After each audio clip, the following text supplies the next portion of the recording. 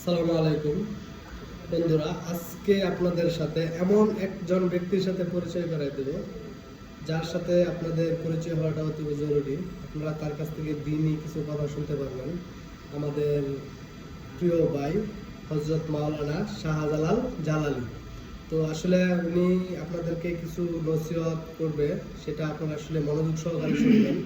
আর এটা শুনলে হয়তোবা আপনাদের দিনই এবং পরকালের জন্য হয়তোবা আপনাদের ভালো কোনো কিছু দিক আপনাদেরকে নির্দেশনা পেতে পারেন।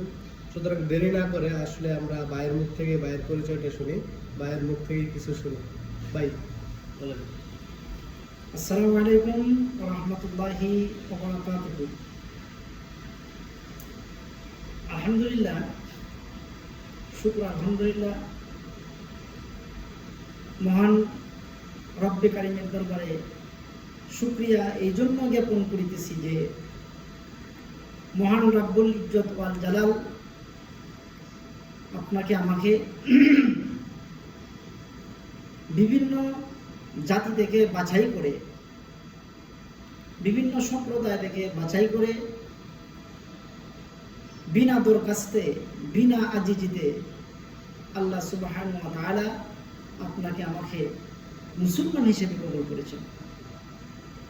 এটা গৌরবের বস্তু।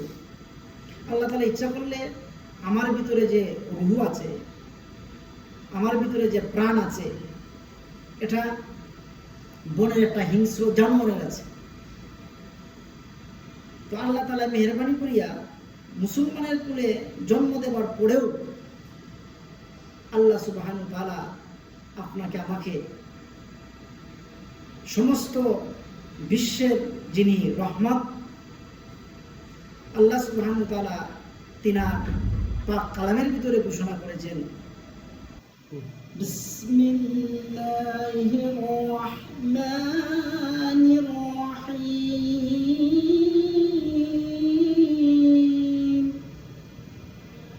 ওয়া মা আরসালনাকা ইল্লা রাহমাতাল লিল আলামিন।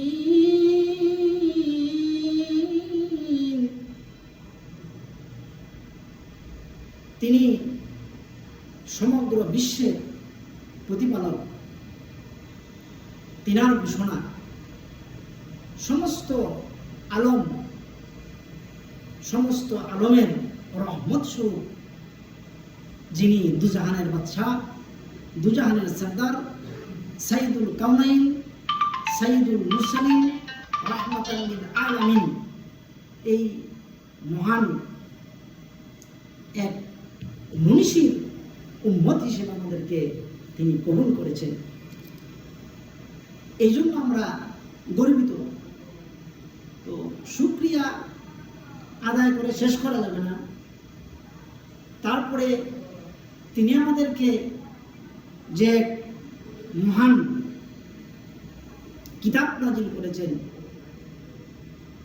104খানা সহিফা, তার ভিতরে 4খানা প্রধান, যে 4খানা প্রধান, ওই 4খানা কিতাবের যে ইমাম, যাকে বলা হয় আল কোরআন, যেটা আল্লাহ সুবহানাহু ওয়া তাআলা লৌহে মাহফুজ থেকে জিবরাইল আলাইহিস সালামের মাধ্যমে আমাদেরকে উপহার দিয়েছেন।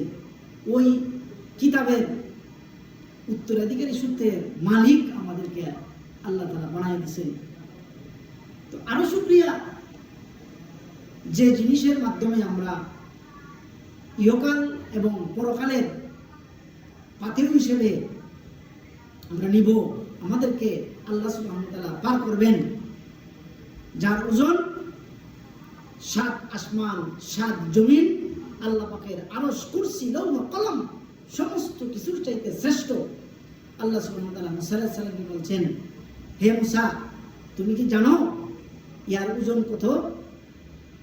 যে বাক্যটা আমি আমার হাবিবকে দান করব এবং আমার হাবিবের উম্মতকে দান করব, এই কালামটা, ওই ওজিফাটা হলো লা ইলাহা ইল্লাল্লাহ মুহাম্মাদুর রাসূলুল্লাহ সাল্লাল্লাহু আলাইহি ওয়াসাল্লাম। তো ওই কালেমার পরিপন্থী, ওই কালেমার উত্তরাধিকারী সূত্রের মালিক আল্লাহ তাআলা আমাদেরকে বানাইছেন। তো এই কালেমা নিয়ে যে জন্মগ্রহণ করে, এই কালেমা নিয়ে যে মৃত্যুবরণ করে, সাকরাতের সময় যদি তার কালেমা নসিব হয়ে যায়, সে ইহকালের বাদশাহ, পরকালের বাদশাহ। তো আল্লাহ সুবহানাহু ওয়া তাআলা আমাদেরকে ইসলাম এবং কোরআন এবং নবী এই সমস্ত জিনিস আমাদেরকে উপহার দান করেছেন। এই সমস্ত জিনিসের ইজ্জত এবং কদর আমরা যেন করতে পারি, আল্লাহ তাআলা আমাদের সকলকে তৌফিক দান করেন এবং মৃত্যুর সময় আমাদের জবানে যেন কালেমা নসিব হয়ে যায়। আল্লাহ তাআলা যেন আমাদের সকলকে ওই কালেমা পড়ার জন্য তৌফিক দান করেন। সকলে বলি আমিন। ওয়া আখিরু দাওয়ানা আনিল হামদুলিল্লাহি রাব্বিল আলামিন।